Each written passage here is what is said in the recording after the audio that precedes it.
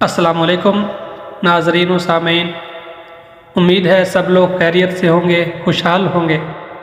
اللہ تعالیٰ سب کو خیریت سے رکھے، خوشحال رکھے۔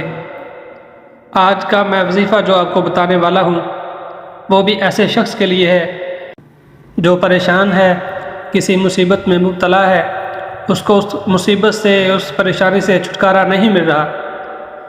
تو آج میں وظیفہ بتاؤں گا، آپ پڑھیں گے انشاءاللہ اللہ تعالیٰ کے فضل و کرم سے مصیبت سے، پریشانی سے چھٹکارا مل جائے گا۔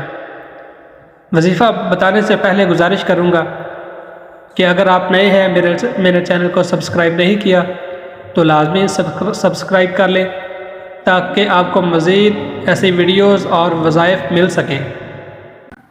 ناظرین، وظیفہ یہ ہے کہ آپ نے بدھ، جمعرات اور جمعہ 3 دن، بدھ، جمعرات اور جمعہ فجر کی نماز کے بعد پہلے تو 11 مرتبہ اور بعد میں بھی اول آخر 11 مرتبہ درود شریف پڑھنا ہے اور درمیان میں 41 مرتبہ سورۃ فاتحہ پڑھنی ہے۔